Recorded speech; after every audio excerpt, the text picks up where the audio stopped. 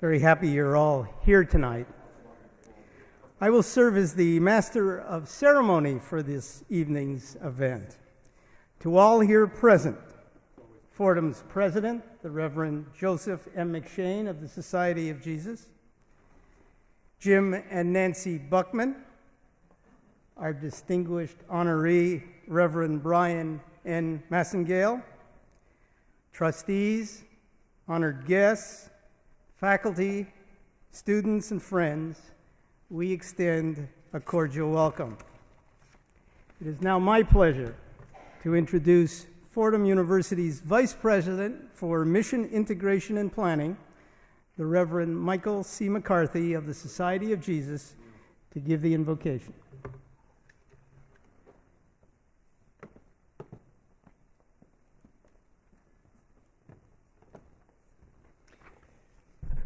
Let us bow our heads and pray.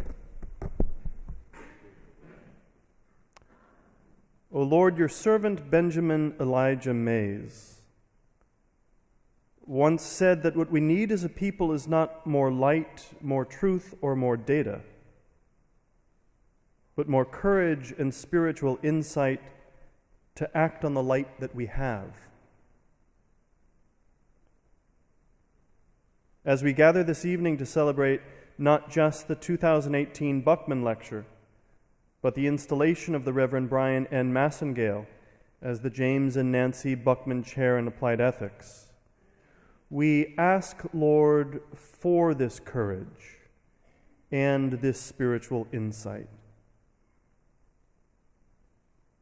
We remember with gratitude our benefactors, Jim and Nancy, for their generosity and their concern for applied ethics.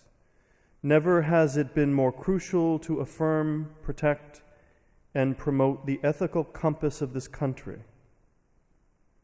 And so we are grateful for the Buckman support in advancing this kind of moral reflection that is central to Fordham's mission. Bless them and their family. But we also ask you to bless the chair's new incumbent. Endow Bryan with the courage and spiritual insight of which Benjamin Elijah Mays speaks. May his words arise from a depth of research and integrity. May his words challenge and liberate and encourage. Give him a voice that assists and empowers people of goodwill, not simply to apply ethical principles, but to ground themselves more fully in light and truth, to act justly, humbly, and with ever more capacious love. Mindful that we direct our efforts to your greater glory, we ask all these things in your holy name. Amen.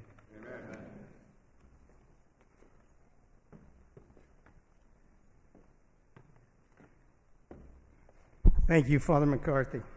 It is now my pleasure to introduce Dr. Eva Badowska, Fordham's Dean of the Graduate School of Arts and Sciences, the Interim Dean of Faculty of Arts and Sciences, and the Interim Associate Vice President for Arts and Science Education.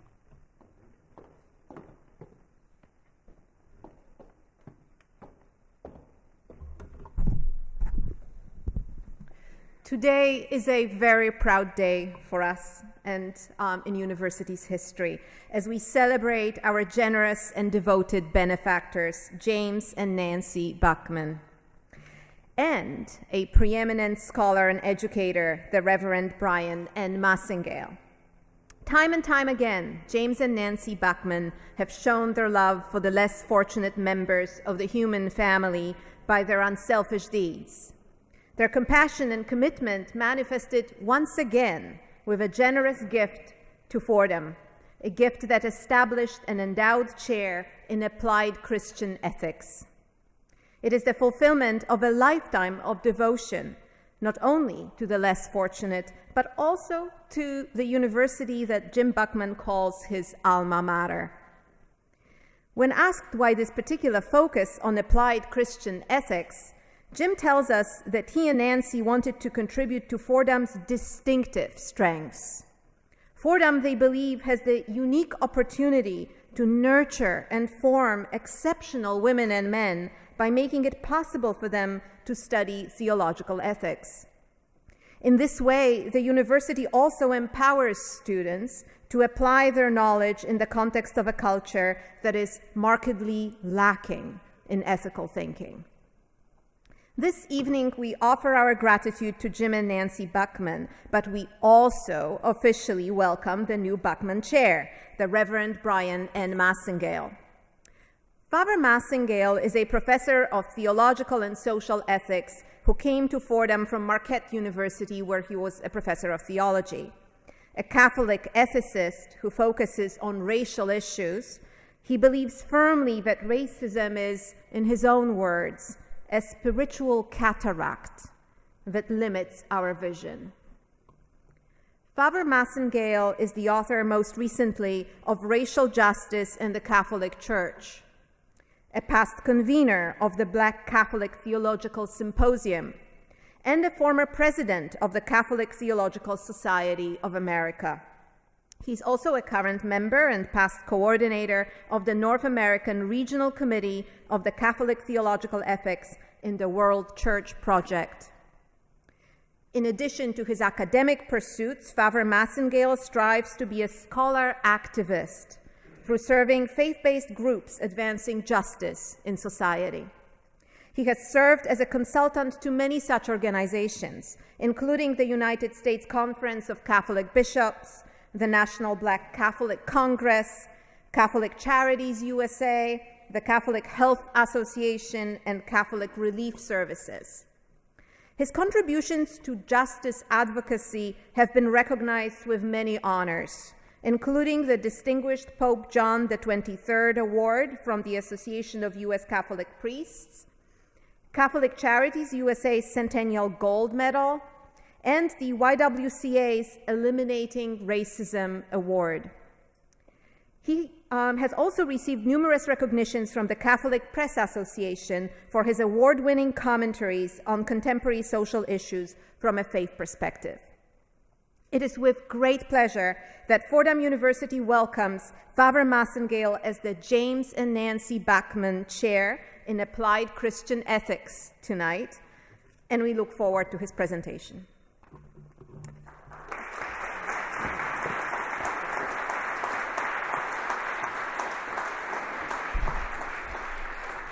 Please join me in welcoming the president of Fordham University, the Reverend Joseph M. McShane of the Society of Jesus.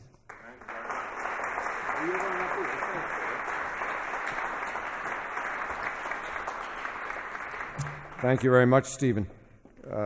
In a few moments, I'm going to ask the Buckmans and Father Massingale to join me up here. But before I do so, I want to say a word or two, if I might, to and about Jim and Nancy. You've heard from Eva how extraordinarily kind and generous Nancy and Jim have been to the university. I want to testify to the generosity of soul and the greatness of their friendship to the university, to its faculty, and I have to say to the board and to myself.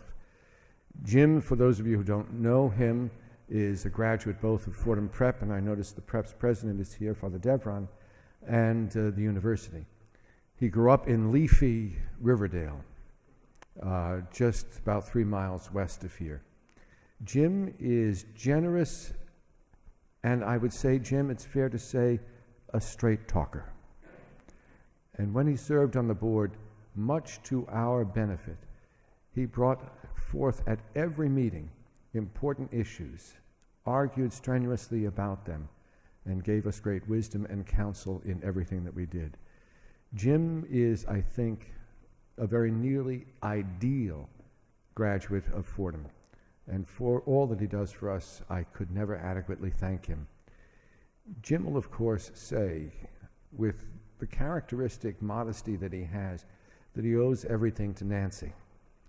Nancy has been for him for 48 years, a soulmate, a teacher, an advisor, and just an extraordinary presence in his life. And so, Nancy, I thank you for everything that you have done. You have been a great friend to the university, and you bring to us the wisdom of New Jersey, which, as you know, is considerable, because for those of us who live in New York, we have to be reminded, and your presence reminds us, that for us, the light at the end of the tunnel is New Jersey. But to the two of you, I express the gratitude of the university, and also, Jim, the great pride that the university has in you. And so, what I'd ask you to do, Jim and Nancy, and if I could also ask Father Massingale and Patrick Hornbeck to join me up here, we'll have the installation.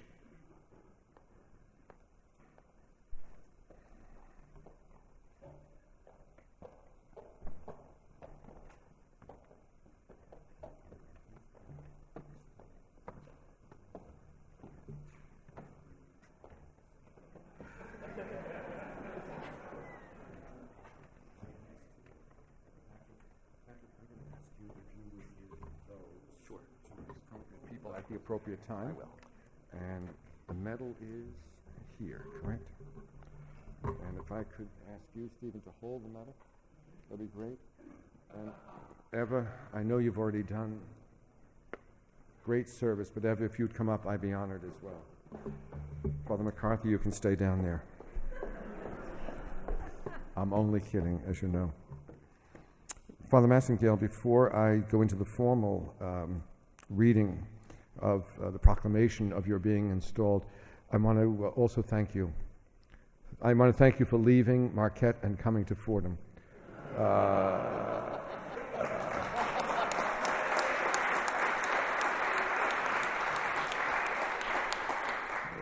I know that Milwaukee is just the center of life in Wisconsin.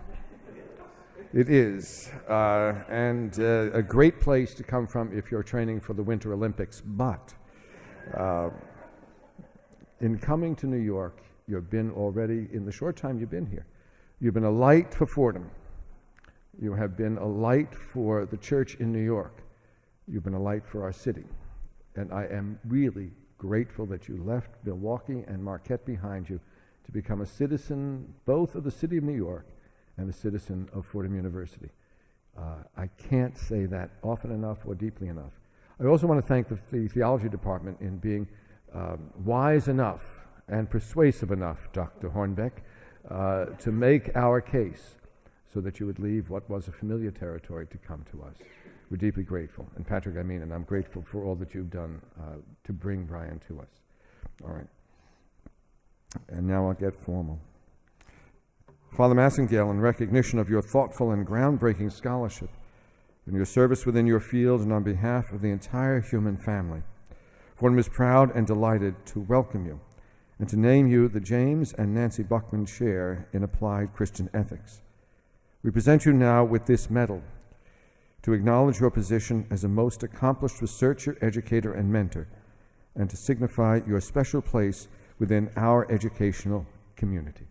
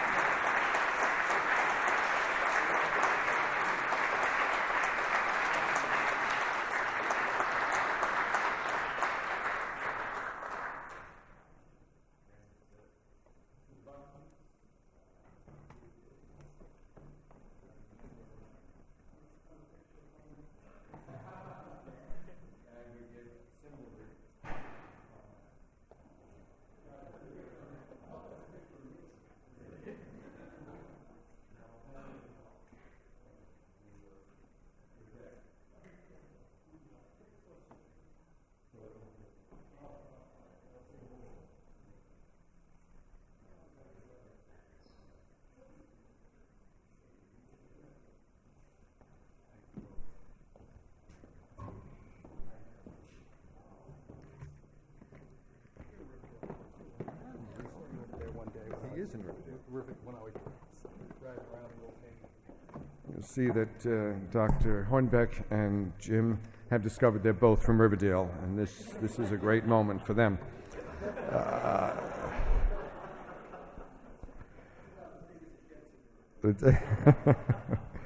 And now, my friends, I would ask you to join me in welcoming Father Massingale to the Fordham family and thanking him for the generosity of spirit that led him to us.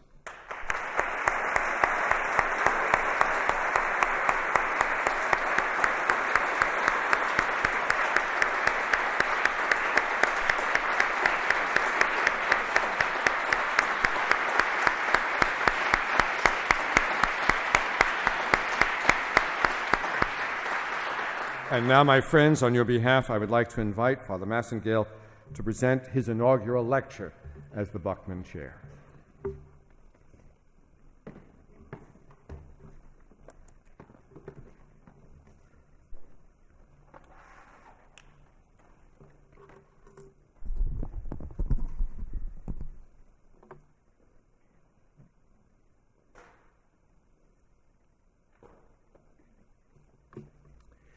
Good evening. Wow. Those who know me know that I'm used to being in the center of attention, but I'm used to being the occasion for being the center of attention. So bear with me a little bit. Father McShane, Provost Friedman, Dean Badowska, dear friends. I grew up in Milwaukee's Central City, in a neighborhood where, because everyone I knew received free school lunches, I did not know that my family was considered poor. I could not have imagined growing up back then that one day I would be in this place, on this stage, for this reason. So I want to begin by giving thanks. I give thanks to the Almighty, not out of a ritualistic sense of obligation, but out of a sense of awe. A young man like me, growing up in Milwaukee, doesn't think that he'll end up in a place like this. I thank my parents who are watching from the realm of glory, who raised a young black man, protecting me from the dangers of the neighborhood, fostering opportunities for study, and supporting a vocation to the priesthood, even though they thought it was wrong-headed and for reasons not wholly unfounded. Oh, you're listening, good. I thank my brothers and sisters who are unable to be here as they are attending the funeral of my sister-in-law's mother. Being unable to bilocate in this space-time continuum, yes, I am a proud Trekkie, we decided that it would be more important for them to be supportive in a time of grief and to celebrate this occasion later. There are many, many others who should be thanked. There are dear friends here who have made the journey, even from Marquette. James and Nancy Buckman, again, thank you for your generosity and for supporting leading-edge scholarship on behalf of a better world. I want to thank my colleagues in the Black Catholic Theological Symposium, my fellow Black Catholic priests, sisters, and clergy, and members of the Black Catholic community. I was not aware of the significance of this event until I got an email from my colleague, Sean Copeland. Sean wanted to be here but could not. And in her email, she writes, "Accept my sincere congratulations as the Buckman Chair in Applied Ethics. By my reckoning, this is a really proud moment for African American Catholics, African American Catholic theology, and for your parents and for the Black community, because you are the first Black Catholic theologian to be so honored with an academic chair." And I just...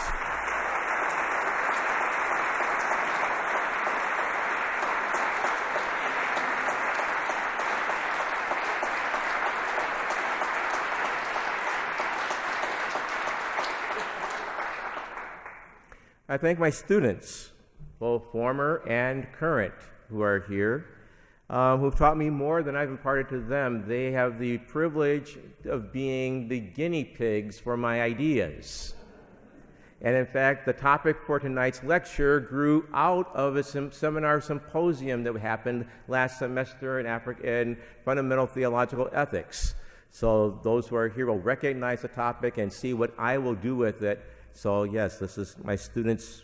You make me who I am. I want to especially salute my colleagues in Fordham's Department of Theology. They have provided a collegial welcome that is beyond ordinary. I remember my first faculty meeting as a new member of the department, and immediately afterwards I texted and said, "We spent the first half hour just applauding for each other."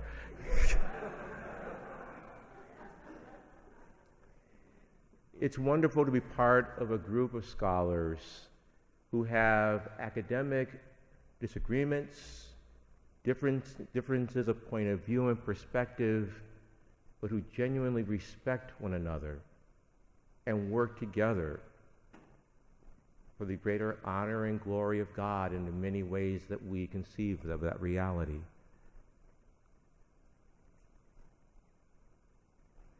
They've helped the Big Apple to become home. 3 of my colleagues in the department need particular mention, and forgive me if you're not one of the 3, but that's okay. I know they're all thinking, "Ooh, is it me? Is it I, Lord?"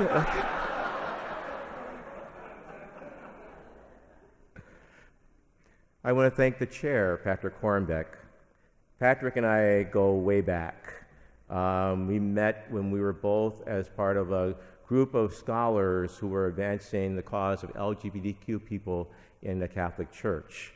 Little did I know then, I thought that he was kind of a little twerp who was more than impressed with himself. But he was good. But it started the relationship which led to this moment, though.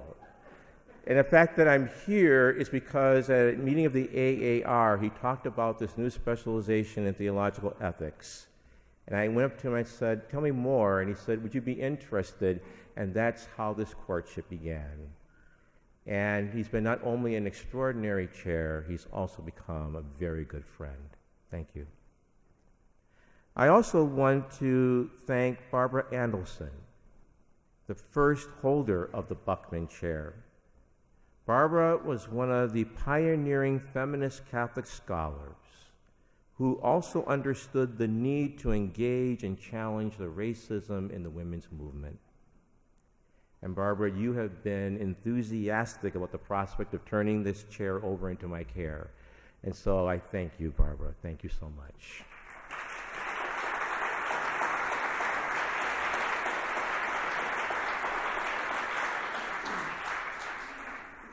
So you're wondering, who's the third? The third is Beth Johnson. Beth has a distinction of being my professor in my first graduate theology class back in the mid-1980s at the Catholic University of America. It was a required seminar in research methods. We called it freshman homeroom, and Beth was our freshman teacher.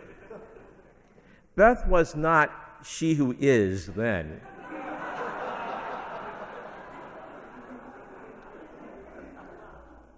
Beth was an assistant professor going up for tenure at a very tense and conflicted time in the history of U.S. Catholicism and of Catholic University. During that disorienting time when many of us doubted the wisdom of a theological vocation, and in the midst of her own tenure struggles, Beth reminded me and my cohort that the best gift we could give a conflicted church was a commitment to do our work and to do our best work, despite obstacles, trials, and challenges. She was a steadfast ally when that theology department was not welcoming of scholarship that engaged the African American experience. Indeed, she put her reputation on the line to defend a young graduate student who wrote a thesis on Catholic moral theology that centered on a black Protestant. I remember Beth called me the night before the defense and said, "Bryan, this work is one of the best I've read in 5 years." I almost broke down in tears over the phone, told her the story and the trials of getting this thing done, and Beth told me, and I remember she said, "This is what I want you to do. You're going to go to bed and you're going to get a good night's sleep. And you're not going to worry about anything because they're going to give you that degree. And if they don't, I'm going to bring the department down, and they know that I will."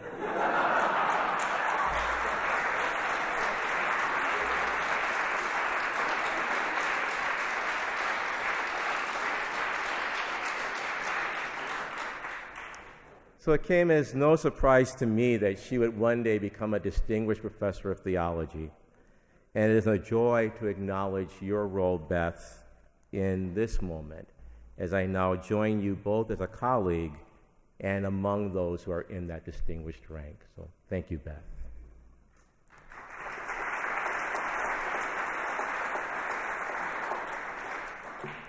And now to the lecture. They do not know it, and they do not want to know it. Racial Ignorance, James Baldwin, and the Authenticity of Christian Ethics. Throughout my academic career, one of the questions that has haunted me is this: what would Catholic theological ethics look like if it took the black experience seriously as a dialogue partner? I decided to use this lecture, in part, to provide some of the backstory, to tell of the motivations that drive this question, a question that is both personal and existential. My father was born in the Mississippi Delta, in a small town called Belzona. That's not the way it's spelled, but that's how it's pronounced. He was born in Belzona in October 1936. He and my grandparents left Mississippi and moved to Milwaukee in the early to mid-1940s. The exact year of their arrival was never established, nor were the precise circumstances that motivated their departure. My family's memory of that event is sketchy and consists of only rarely spoken stories. Stories of how my father and grandparents left in the middle of the night, drove through the night, not stopping until they came to Milwaukee, and they never, ever returned. I often wondered about what would make them leave in such haste, and what could have happened that they never talked about why they left and never wanted to return. Yet the backstory of their departure was never shared, and by unspoken agreement, my siblings and I learned that we were not to ask. It was not until much later, when studying the history of the South at that time, that I began to suspect that their departure perhaps was racially motivated. I discovered that Belzona, the heart of the Delta, was also known as Bloody Belzona. Local whites were known to instill a climate of violence and fear. In 1955, a black Baptist minister, the Reverend George W. Lee, was murdered in Belzona for having registered to vote and seeking to register other black citizens. He was killed by a car that pulled up next to him and unloaded buckshot rounds into his neck. The local sheriff declined to really investigate, and the local governor as well. His killers were never brought to justice. He is considered by some to be the first martyr of the modern civil rights movement. Hearing his story, it began to dawn on me that perhaps my family had to leave in haste for fear of their lives, that the marathon trek to Milwaukee was a journey of terror, a rapid flight from the threat of death. That perhaps they never returned because there were no warm memories of the place they left or the circumstances of their departure. My suspicion, which had over time grown into a gut certainty, was confirmed indirectly by my grandmother in her later years. Her mind was debilitated by the scourge of Alzheimer's. Her short-term memory was virtually non-existent. I would visit her and she would say, "I have a grandbaby who's a priest." I said, "I know, I'm him." "Oh, you is?" But she could remember events of 50 and 60 years ago as if they were yesterday. And in her final years, all she could recall were memories of those who did her wrong, especially of white men who treated her mean and cheated her out of money. "Terrible days," she would say over and over. "Terrible days." I often wondered what nightmares she was recalling and grieved that her last memories were of pain, injustice, and horror.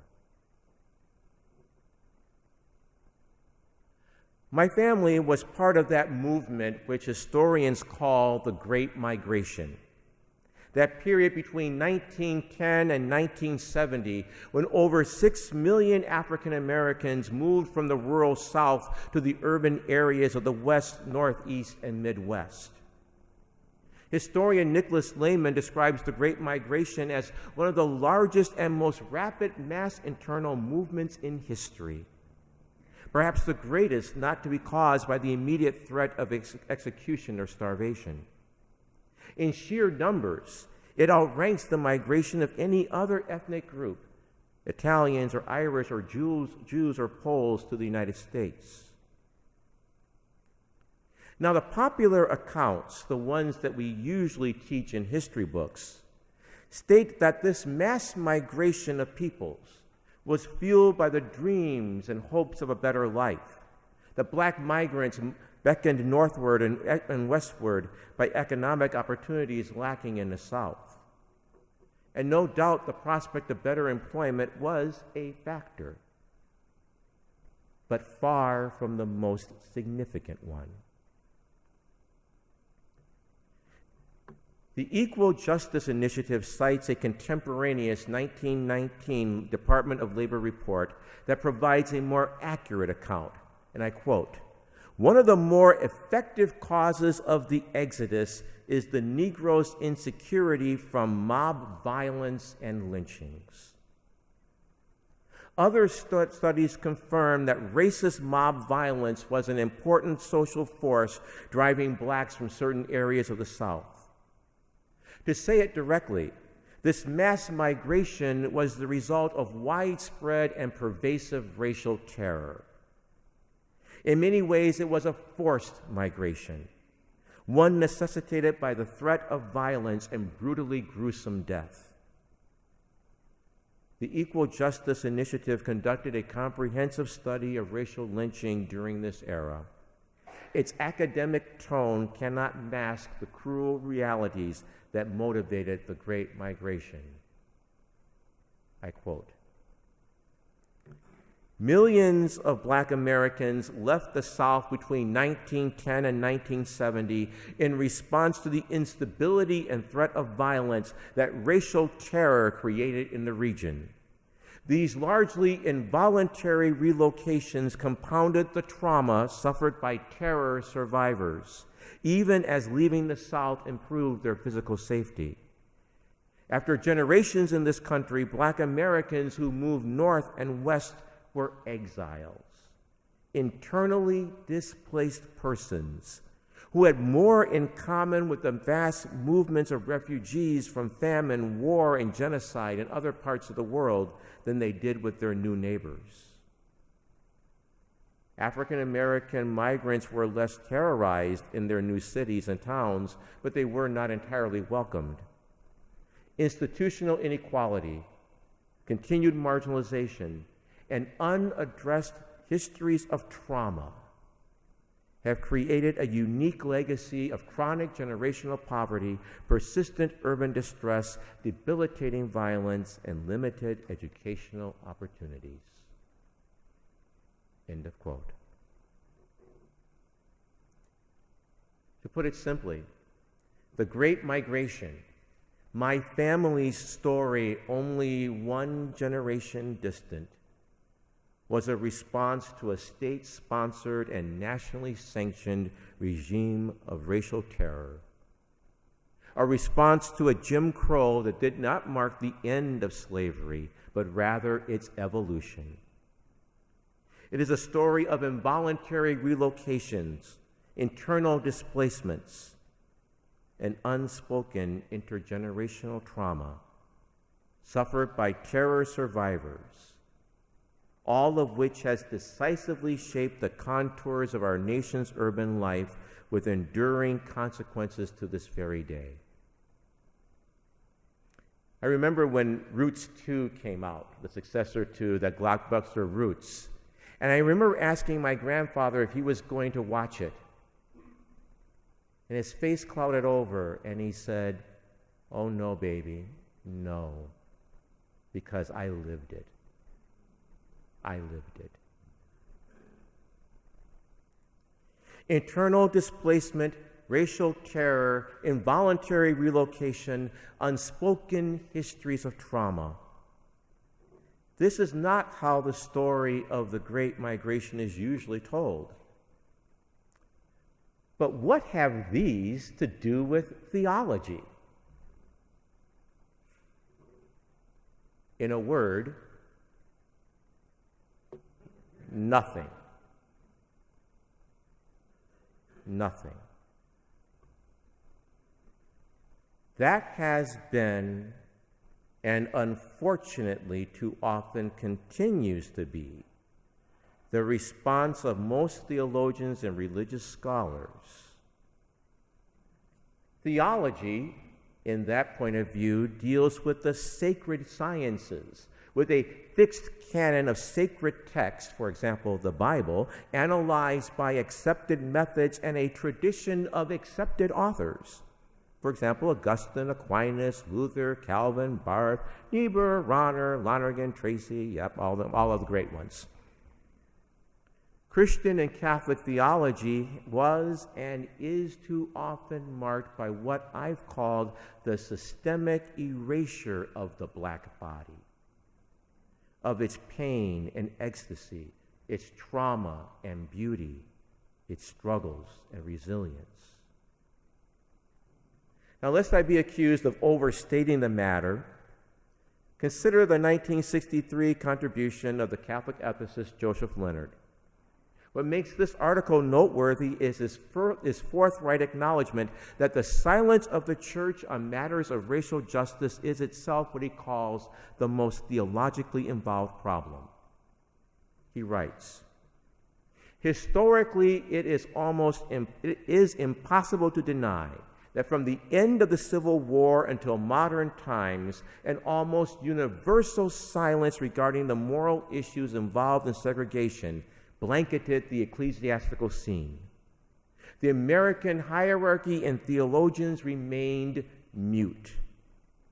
And this at a time when enforced segregation was growing and extending more and more into all areas of life.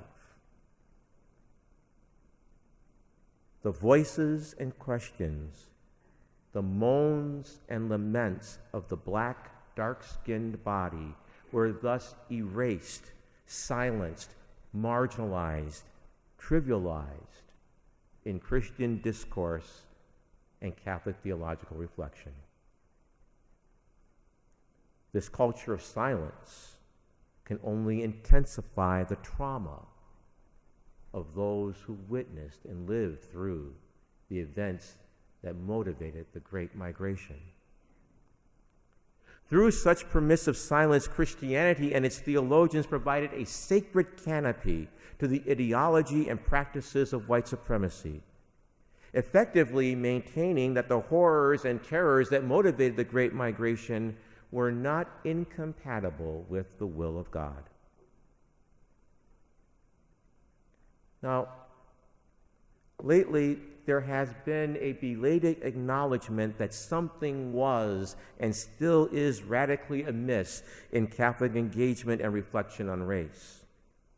For example, in a symposium that marked the publication of my monograph, Racial Justice in the Catholic Church, the preeminent Catholic moral theologian, Charles Curran, asked, "Why did we, meaning white theologians and ethicists, fail to recognize the reality of racism in society and our own white privilege?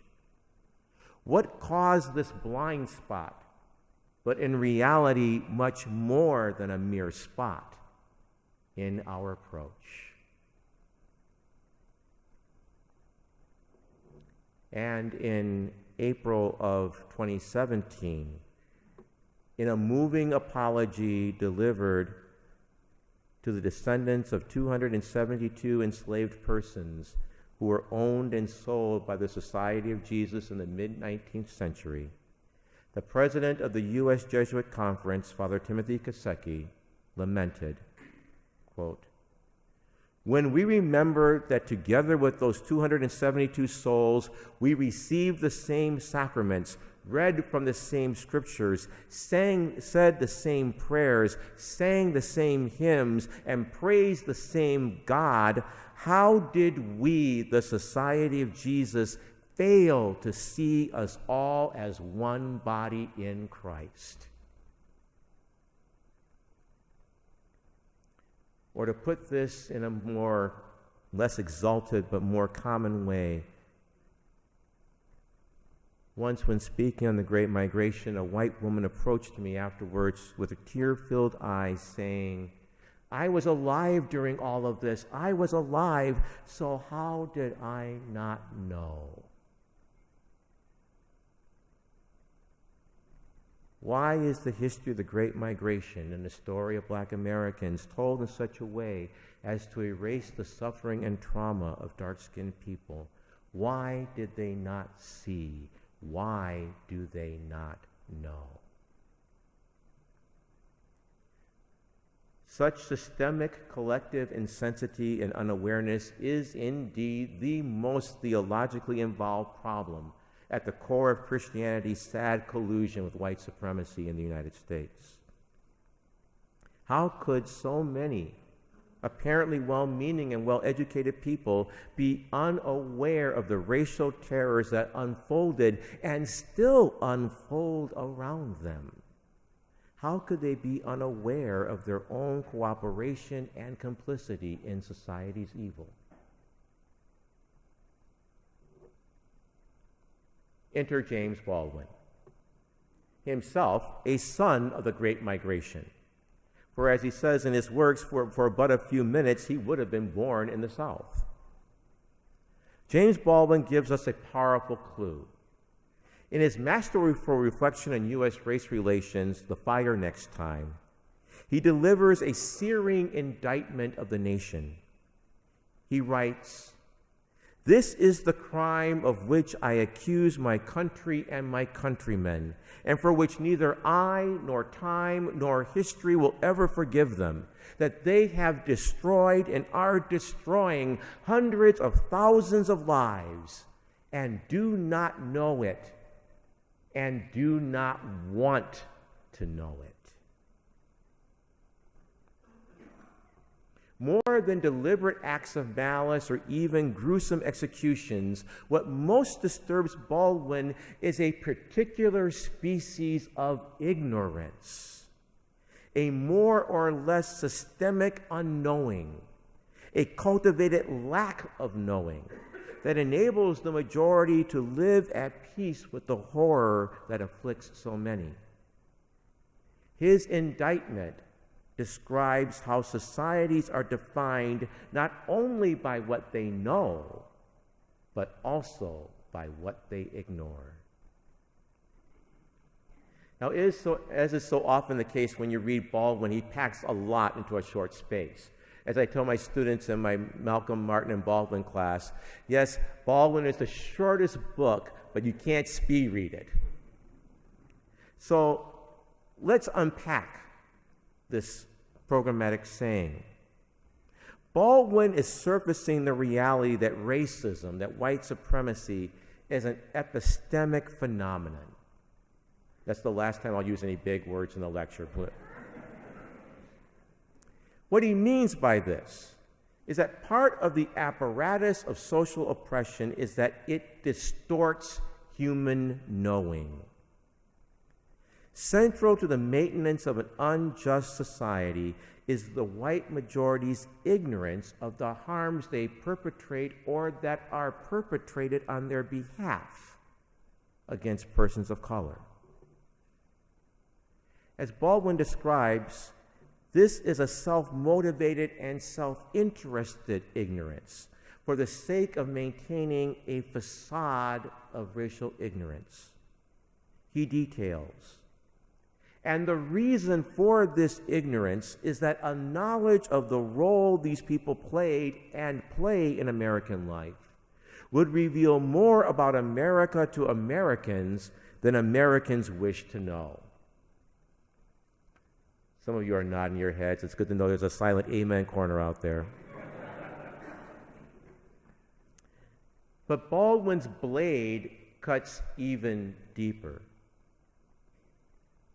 He raises to our consciousness an ignorance that is not merely a gap in knowledge or a lack of true understanding, one that can be remediated or redressed through education or through dialogue. We all have to dialogue about race. It's the thing we go to when we have problems. Rather, Baldwin speaks of an ignorance that is a not wanting to know, a collective ignorance that is active and dynamic, a communal not knowing that resists enlightenment, a race-based unawareness that is militant and even aggressive. In the words of the Afro-Caribbean political philosopher Charles Mills, this is an ignorance that is not confined to the illiterate or the uneducated, but one that is propagated at the highest levels of the land, indeed, that presents itself unblushingly as knowledge.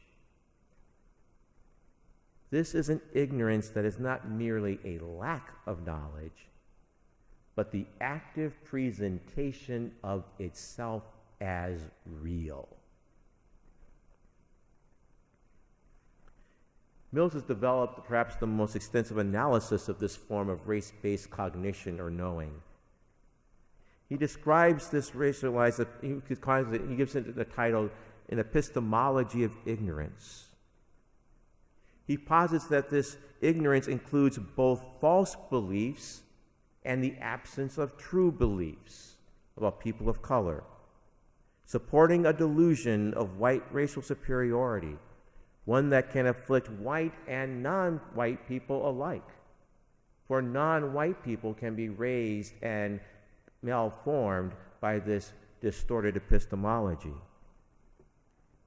This white ignorance comprises not only gaps in knowledge, but the active maintenance of false beliefs. Note the terms that Mills uses to describe this form of knowing. He speaks of it as cognitive dysfunctions, collective amnesia, manufactured ignorance, cultivated ignorance, group-based cognitive handicap, a consensual hallucination, inverted distortions of reality, communal delusion. Little wonder then that Baldwin states that the tendency of many blacks has been, in his words, quote, to dismiss white people as the slightly mad victims of their own brainwashing. In short, the claim advanced by Mills in support of Baldwin's observations is that central to being white is the development of characteristic and pervasive patterns of not seeing and not knowing. Structured white ignorance, motivated inattention, self-deception, historical amnesia, and moral rationalization. That is to say, as he says, quote, a particular cognitive orientation to the world, an a prioristic inclination to get certain kinds of things wrong. He also, in a footnote, there's a footnote in my text, he doesn't mean all whites nor only whites. I say that because you can console yourself, but maybe you're one of the good ones or something. Happens. So you can continue listening and think, oh, he's talking about those people. Okay.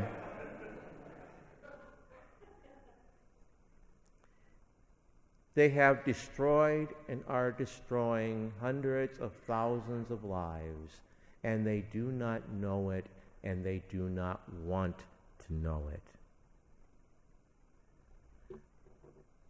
Let's make this concrete by talking about three effects or impacts, or the ways in which racial ignorance supports racial injustice. First, and perhaps most fundamental, such distorted forms of knowing profoundly and adversely affect one's moral psychology. Blurred moral vision distorts what is considered reasonable and moral. Mills argues that white ignorance entails not only not knowing facts with moral implications, but also what he calls incorrect judgments about rights and wrongs in the moral situations themselves. Acts that would be judged as atrocities if perpetrated upon whites become acceptable, reasonable, permissible, even mandatory if suffered by non-whites. The classic articulation of this cognitively impaired morality was given in the infamous Dred Scott Supreme Court decision, where the justices famously declared that blacks were, quote, a subordinate and inferior class of beings, so far inferior they had no rights which the white man was bound to respect. And then they continued, quoting, this opinion was fixed and universal in the civilized portion of the white race. It was an axiom in morals and politics which no one thought of disputing or supposed as open to dispute. This explains why the Society of Jesus could sell their enslaved property with impunity, because although they sang the same hymns and received the same sacraments, they could not have been seen as equal human beings in such a distorted moral universe. But we don't need to go back to the 1800s to see the impact of this. One can look at the racial profiling of young black males, the advocacy of unconstitutional practices of stop and frisk by then presidential candidate Donald Trump, the summons for a Muslim travel ban, and the paltry response given to the devastation of Puerto Rico as compared to the response given to the mainland. The point being that flaws in moral cognition, that is, the ways we come to know the good, lead to ethical blind spots, where conditions that would be intolerable if suffered by whites are permissible, reasonable, and moral if undergone by non-whites. A second consequence of this cognitive impairment that we call ignorance is an affective callousness or numbness to the plight of non-white peoples. As Jesse Jackson opined at the height of the devastation caused by Hurricane Katrina and the televised scenes of misery impacting mostly black and brown bodies, he said, quote, America has an amazing tolerance for black pain. Social sciences gives this a fancy word. They call it social alexithymia, which they explain that essential to being an oppressor in a racist society is a significantly reduced ability or even an inability to understand or relate to the emotions such as recurring pain of those targeted by oppression. Not knowing and not wanting to know shields one from the unpleasant emotions that would challenge the white pretense to innocence and moral uprightness. It blunts compassion. and fuels social callousness toward non-white people. And finally, Mills believes that the real heart of white ignorance today lies in what he calls the refusal to recognize how the legacy of the past, as well as ongoing practices in the present, continue to handicap persons of color. I agree that this is perhaps the most visible and common way in which white cognitive distortion and collective delusion manifests itself. One sees this evidenced in beliefs of conservative commentators who declare that systemic racism, quote, was a problem 50 years ago, but it is no longer. Therefore, if people of color and women can't make it, it's their own damn fault, close quote, quoting Ben Shapiro at a rally at Marquette University, my former digs. Yet the widespread acceptance of an ideology of personal responsibility, the mentality of it's your own damn fault, is abetted by a pervasive ignorance of the real history of racial injustice in our country.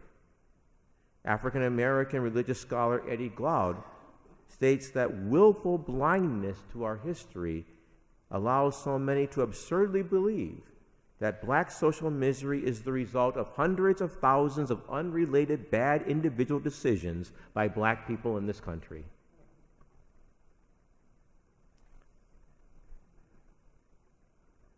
So why didn't they know? Why didn't ethicists see? Why was or is my family's story considered not fit for theology? Because of a cultivated, indeed cultured, white ignorance in the name of white innocence. A not wanting to know so as to preserve the fiction of white superiority and non-white inferiority. Racial ignorance then becomes a form of moral evasion. This not seeing, this deliberate unawareness, this collective delusion masking as reality for the sake of innocence, Baldwin would argue, is a central obstacle to achieving racial justice.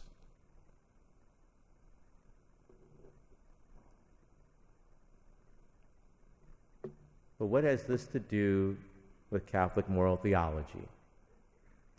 Here you see a scene from the movie Apollo 13, the disaster. I'm a space geek, what can I say? The Apollo have a crippling malfunction. They radio back and say, Houston, we have a problem. And so Houston has to figure out how we have to make this fit into a hole that was made for this using nothing but this. And that indeed is what Catholic moral theology has to do with the ignorance that Baldwin is describing.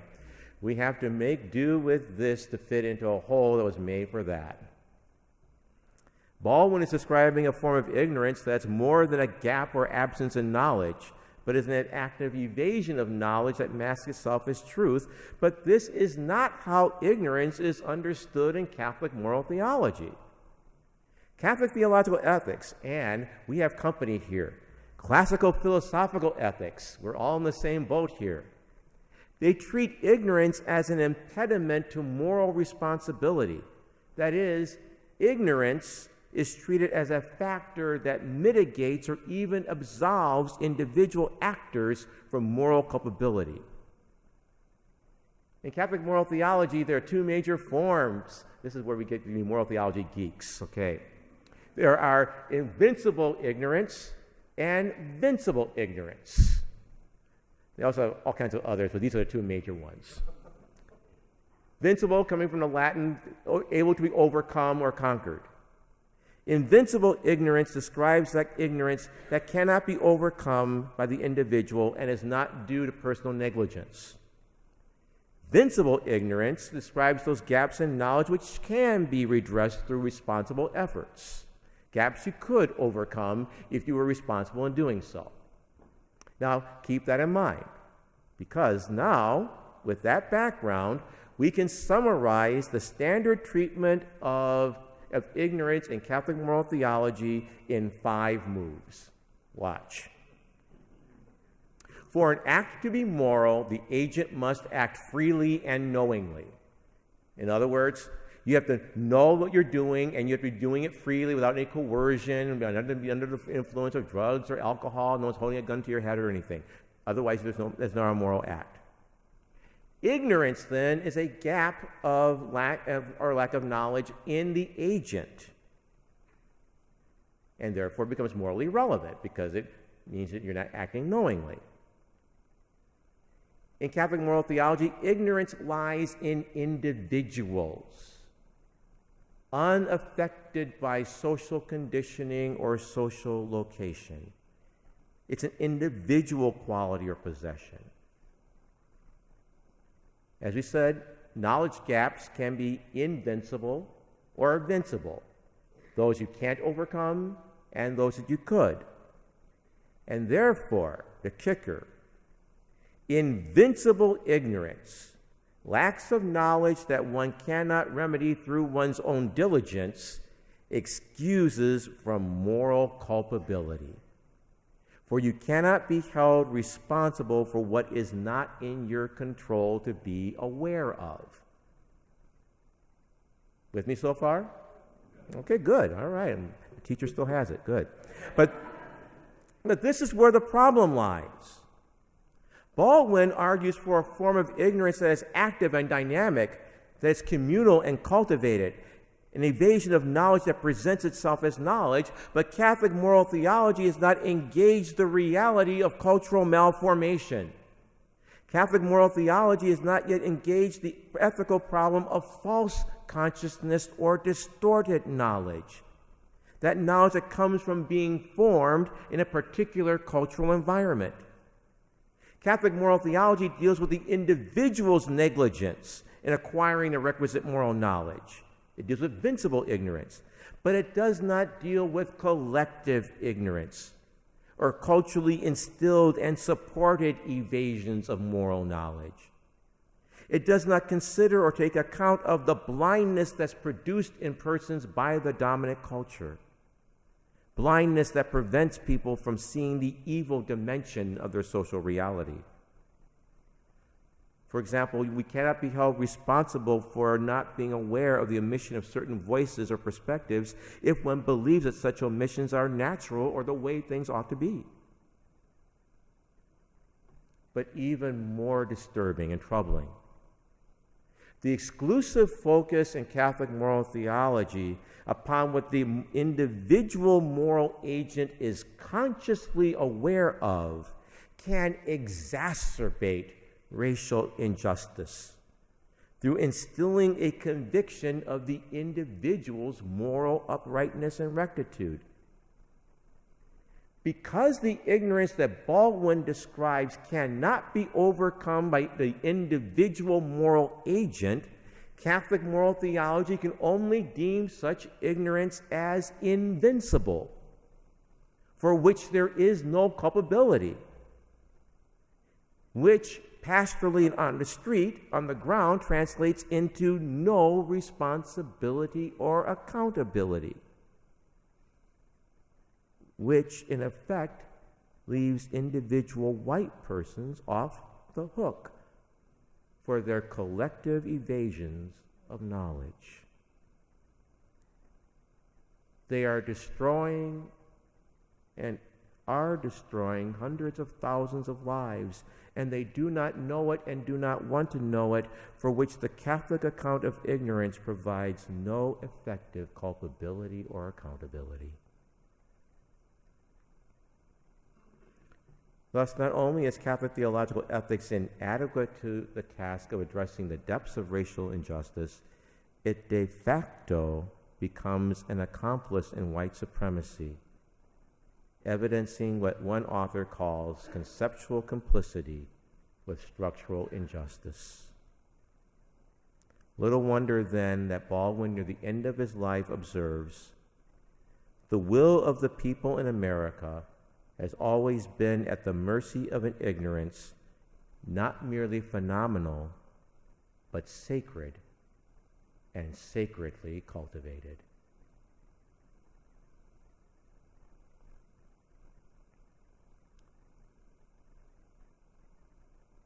So if Catholic moral theology is going to take Baldwin and American racism seriously, this is going to entail a thorough rethinking, indeed a reconstruction of our fundamental concepts of ethical responsibility and moral culpability.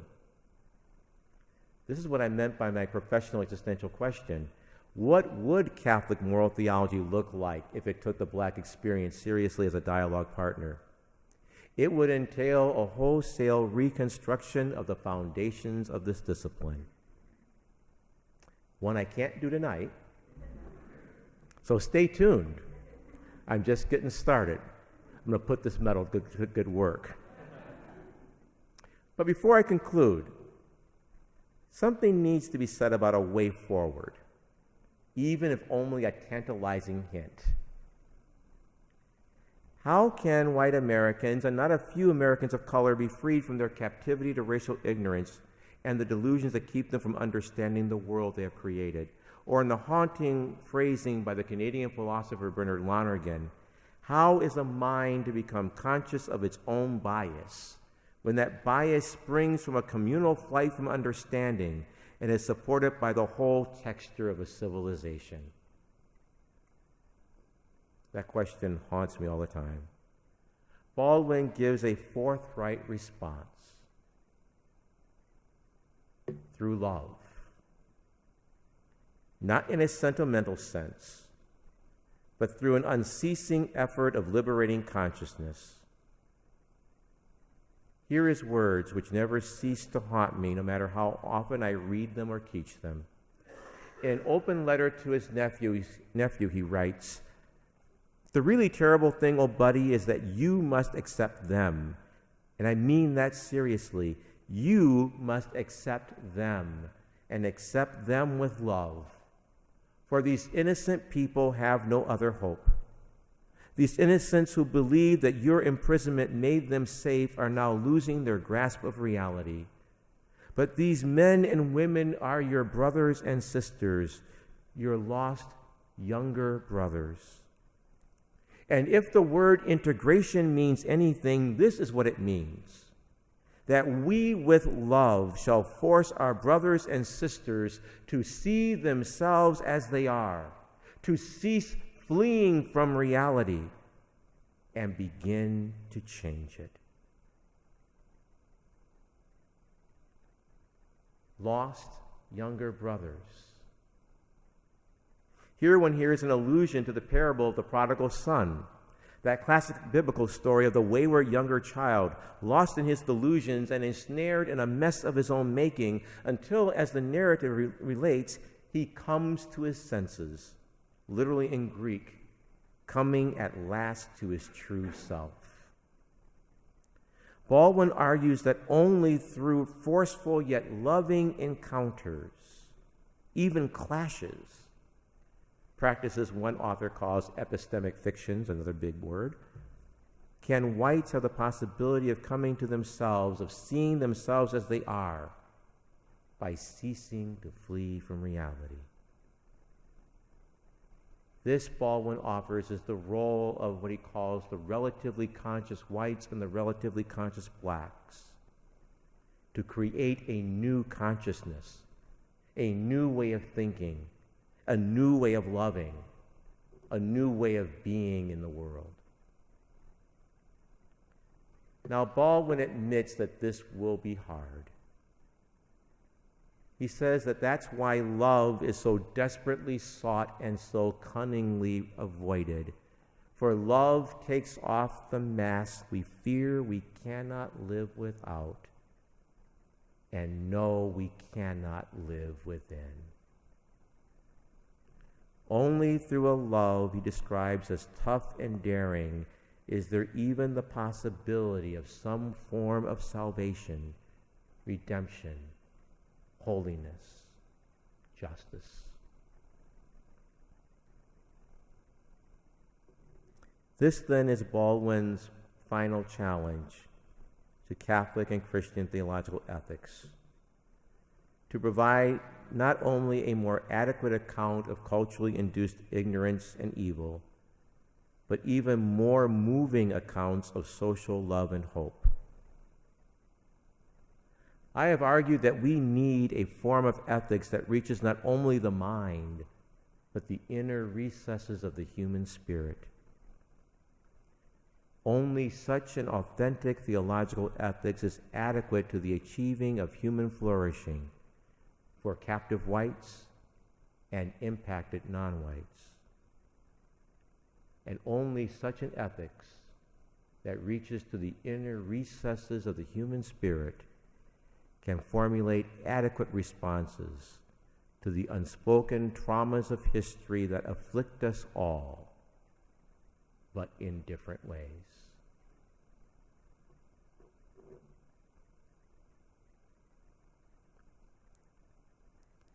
I began with a family story, and I wish to conclude on that note. My maternal grandmother was a major influence both in my life of faith and in nurturing my budding sense of scholarship. She gave me 3 significant gifts, each symbolized by a gift she presented at my various graduations. When I graduated from 8th grade, she gave me a dictionary, not just any dictionary, but the Webster's Encyclopedic Dictionary. And I actually found one in Google Images. That's the dictionary she gave me. Big, thick, gold leaf, full of charts and maps and teaching how to write letters to congressmen and things like that. And people were saying, why are you giving a 14-year-old kid a dictionary like that? He said, oh, he's smart. He could use something like this. I'm like, okay, fine. For high school graduation, she gave me a Bible, not just any Bible, but the Jerusalem Bible, the one with all the thick Bible with footnotes. And again, it was her way of saying that you shouldn't check your brains when you enter a church. My grandmother, she loved all of her ministers, but she only respected the smart ones. And she wasn't about to she would let you know which category you fell into, too. Now, when I graduated from college, by that time she was retired and I was on a fixed income. And by the way, she never finished 8th grade herself. And so she could no longer give me a gift, but she gave me something even more priceless. I was the first in my extended family to ever attend college. I was what we call now first generation. We didn't have that term back then. And my grandmother wasn't going to miss the occasion. So afterwards, she looked at my degree in its folder, and she said, that sure is something. And then she looked at me, and she asked, now who are you going to help with it? Who are you going to use it for?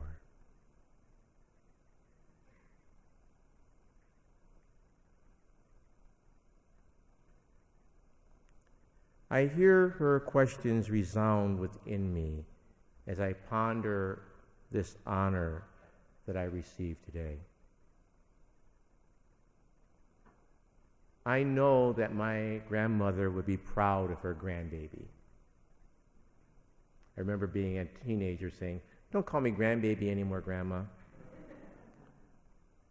Then later in life, when her mind was going, I said, you can call me grandbaby if you want.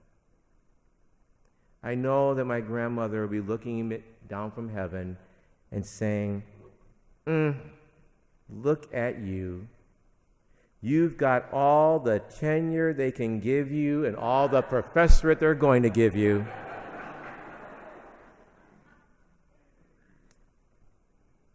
And then tonight, she would repeat her summons. Now, who are you going to help with it? Who are you going to use it for?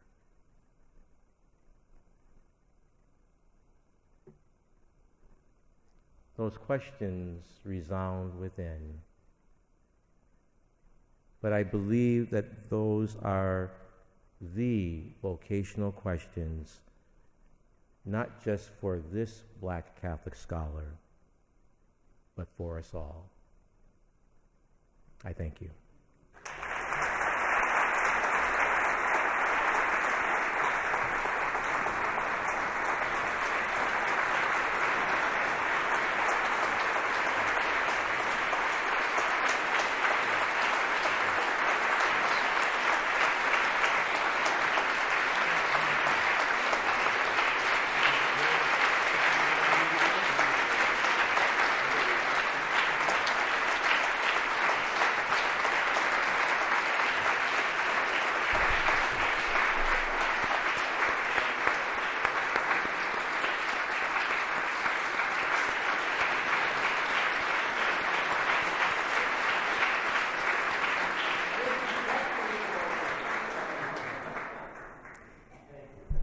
Thank you, Father Massingale. Thank you, Jim and Nancy. Thank you all for being here. Bryan and all of us will now join in a reception in the Rotunda right outside this room. Thank you all very much.